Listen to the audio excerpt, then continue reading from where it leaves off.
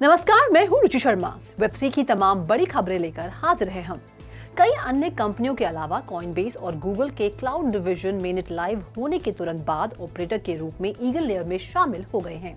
Firm ने कहा, Coinbase cloud को प्रोटोकॉल के पहले ऑपरेटर्स में से एक होने पर गर्व है, जो आपके रिस्टेक किए गए ETH या LSTs के लिए एक ट्रस्टेड पार्टनर के रूप में सर्व करने के लिए तैयार है। इस बीच गूगल क्लाउड के प्रोडक्ट मैनेजर सैम पाडिला ने कहा कि उनकी टीम नवंबर से ईगन के टेस्टनेट में शामिल थी और अब उन्होंने मिनट पर एक ऑपरेटर नोड लागू किया है। ये पहली बार नहीं है जब गूगल क्लाउड ने ब्लॉकचेन के लिए नोड चलाने में भाग लिया है। ये पहले से ही अपने प्लेटफॉर्म पर विभिन्न ब्लॉकचेन, विशेष रूप से इथेरियम, सोलाना और एप्टोस के लिए वेब3 इंफ्रास्ट्रक्चर सर्विसेज जैसे नोड होस्टिंग और वैलिडेटर ऑपरेशंस का प्रबंधन प्रदान करता है। ऑपरेटर के रूप में ईगन लेयर में शामिल होने वाली अन्य कंपनियों में Deutsche Telekom, MMS, HashKey Cloud, P2P, Nethermind, Figment, Everstake, Kiln और ऑल्टलेयर शामिल हैं। बढ़ते हैं अगली खबर की ओर। बायबिट ने क्रिप्टो खरीदारी के लिए यूजर एक्सपीरियंस को बढ़ाने के उद्देश्य से एक प्रगति पेश की है। गूगल पे के इंटीग्रेशन के माध्यम से बायबिट डिजिटल एसेट ट्रांजैक्शन के परिदृश्य में बदलाव को चिन्हित करते हुए क्रिप्टो अधिग्रहण के लिए एक सुव्यवस्थित दृष्टिकोण की सुविधा प्रदान कर रहा है।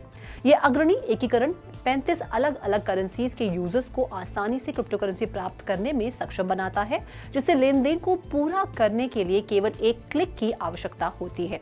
आमतौर पर पेमेंट प्रोसेसेस से जुड़ी जटिलताओं को दूर करके बायबिट एक ऐसा वातावरण विकसित कर रहा है जहां व्यक्ति क्रिप्टो मार्केट की जटिलताओं को नेविगेट कर सकते हैं। बाकी अहम खबरों के लिए करते हैं विशाखा का रुख। Spot bitcoin exchange traded fund इस महीने हांगकांग में लॉन्च किया जा सकता है और पहली मंजूरी की घोषणा अगले हफ्ते होने की संभावना है। ये टाइमलाइन हांगकांग को पॉपुलर ETF की पेशकश करने वाला एशिया का पहला शहर बना देगी और इस साल लॉन्च होने की इंडस्ट्री की उम्मीदों से कहीं अधिक तेज है।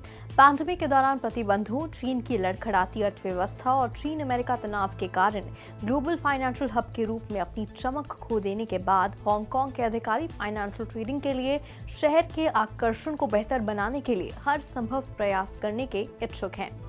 बढ़ते हैं अगली खबर की ओर।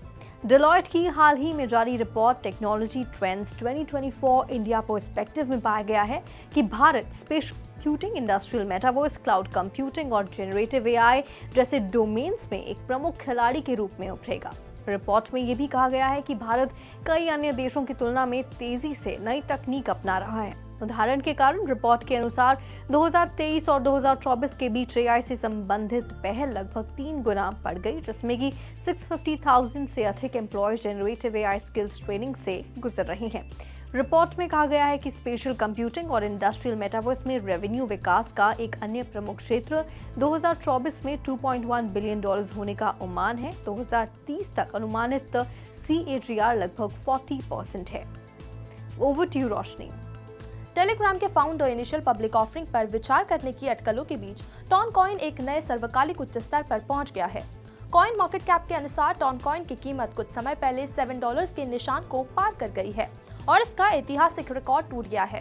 जैसे ही टॉन कॉइन का मार्केट कैप कार्डानो से आगे निकल गया है, डेटा बताता है कि टॉन अब मार्केट में 9वां सबसे बड़ा कॉइन है, जो कार्डानो और एवलांच से अब ऊपर है। हालांकि पिछले 24 घंटों में करंट ट्रेडिंग प्राइस 0.3% से थोड़ा गिरकर $6.8 हो गया है।